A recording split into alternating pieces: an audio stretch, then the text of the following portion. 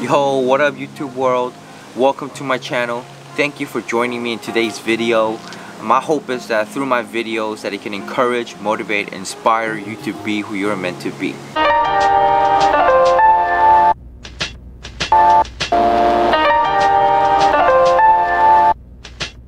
So what is today's video about?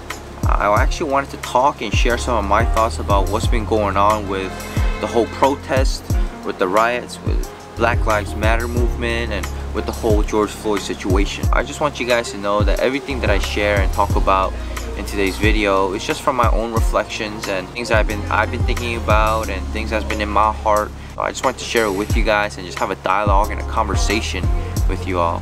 So I just wanted to share a little bit about why I'm making this video and what I meant by breaking my silence. Growing up as a Korean American, having immigrant parents, sometimes in the house, because of the cultural and language barriers, I wasn't able to talk or express a lot. So it just naturally led me to just keeping to myself, and just growing up, I just always felt like my voice really never mattered. So, and I feel like also as Asian Americans, we just live in our own little bubble, and if our bubble is not bothered, right, then we kind of mind our own business and we just keep to ourselves. But more and more, as I've been seeing what's going on with our justice system, with racism, something inside of me was just kept stirring and stirring, where I felt like being quiet was not okay anymore. I just felt like being quiet and being to myself was not the right thing to do. And realizing that, look, the least I can do is voice up, because everybody's voice does matter, right? So that is, why I'm making this video, because I wanted to make a change. I wanted to make a commitment to using the voice that God has given me to fight for the people, to fight for injustice, to fight for racism, to fight for inequality in this country. Alright, so let's talk about this. Let's talk about the whole George Floyd situation. Honestly, I couldn't even watch the whole video because it was so upsetting. Why did the police officer have to have him on the ground, his knee on his neck? You know what I'm saying? Like, it just didn't make sense to me. And if you look at the video, George Floyd, he wasn't even resisting arrest or anything like that. And at the same time, like, I just didn't understand why his partners or the other officers, why they didn't say anything. Look, I'm not bashing on police officers. I have a lot of cop friends, and I respect the work that they do and the pressure they go through on a daily basis. When I was in college, I did auxiliary police, right? And that's like volunteer work, right? You're not a real cop, but I did it for about a year. We do like routine patrolling on foot. Our uniforms, to the regular civilian, our uniforms look the same. They don't notice that we don't carry around a gun and we just carry around a baton. But in a regular civilian, you don't see that. And as I'm walking down like Flushing Main Street, like, you see all the eyes turning to you, and when you see someone approaching you, you kind of get startled what he or she is about. But they just asking for directions. There's like this tension. There's this tense.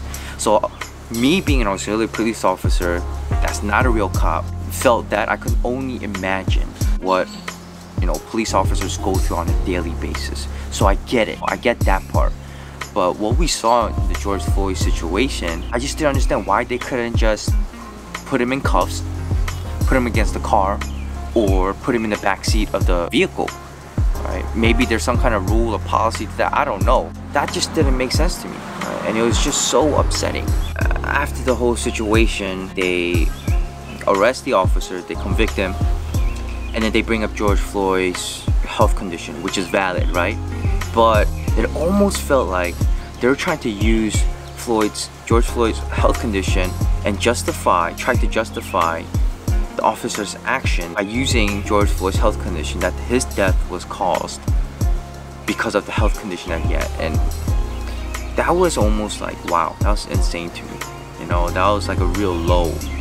And I get in law there's a process, and that they need to consider all evidence and all that stuff, but come on, man, the video just speaks for itself. And then as they look into the officer's history a bit more, they find out that he had over 17 complaints.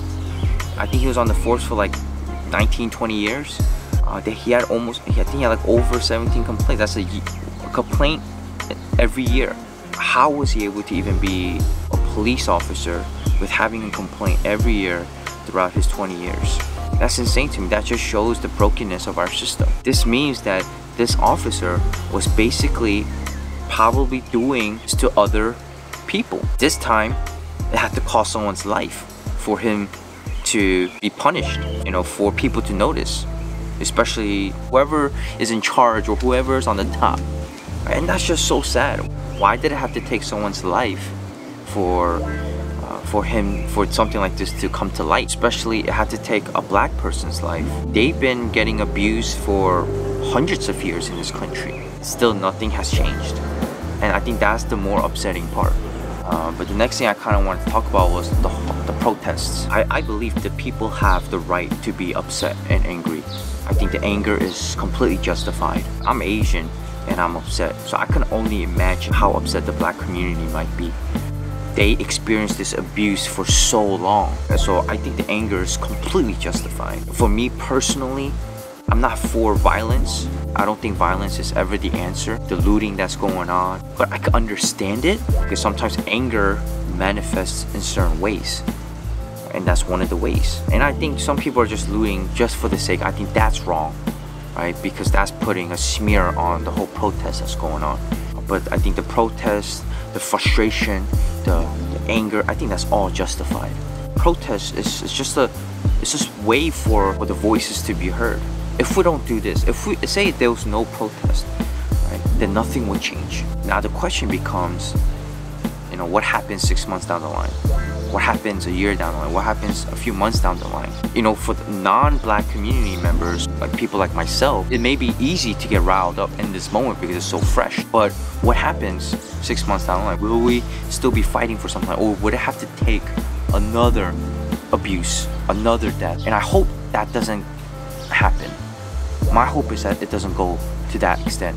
That this time, that the people that will come together, unite together, and go and do what we need to do until change happens. You know, I don't know if you guys heard the whole phone call that Trump had with the governors and about how governors need to enforce more force because if we don't, then they're gonna look weak and all that stuff. The protest is not the issue. Protest is just a symptom, right? The real issue is inequality. The real issue is racism.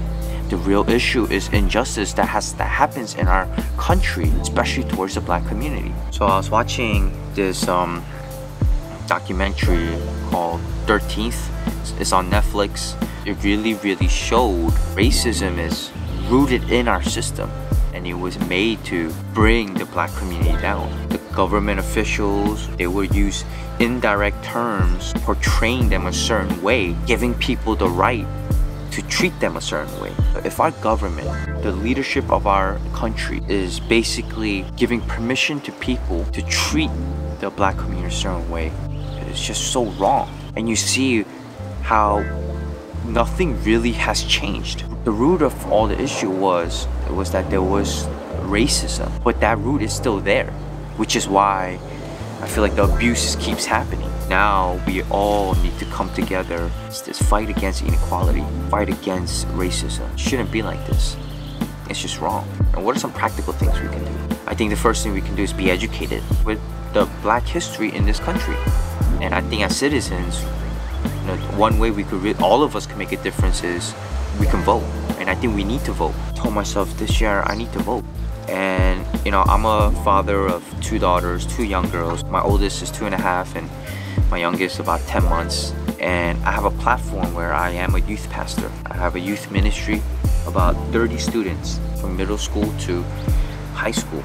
Me being a father and me being a youth pastor, I have a responsibility to be an example to my kids and to my students, to really fight for what's right, to fight for justice. And I really believe that's also what God would do. That's what God would want. So I think with people that have a platform, whatever platform that you have, where you have a platform of influencing people, I think we have a responsibility to set a good example of what it means to fight for justice, what it means to show equality, and what it means to really speak up for people and speak up for what's right. Those are just a few things that I was thinking about that we can do. Something I want to be able to do, to be able to first use my voice and use my platform. Everybody's voice does matter. As you guys know, if you see my hat, I'm a diehard, unfortunate Knicks fan. But I think Golden State Warriors, they had a good motto when they say strength in numbers. Guys, there's strength in numbers. This is a time where we need to all come together and use our voices to fight against this together. We can come together, have dialogue, that we will not use violence, but we will use the voice that we have to really fight against this. That it will start there. Fun fact, ants together as a colony, they move about 50 tons of soil every year as a colony. One ant couldn't have done probably not even close to that. But a colony of ants is able to do that. In that same way, there's strength in unity. There's strength in numbers. The key thing is unity. We need to come together, be united, using our voices and whatever platform that we have to be able to fight against inequality, to fight against racism, to fight against injustice. This was just some of my thoughts and some of my reflections and things that's been in my heart. Thanks for joining me and hearing me out. I would love to hear more from you guys. So please leave comments below. Let's talk about this, and hope to be able to share more of just kind of my heart and my journey and my life with you guys, and that through it that it could encourage you guys. And I hope you guys have a great day and be blessed. Peace.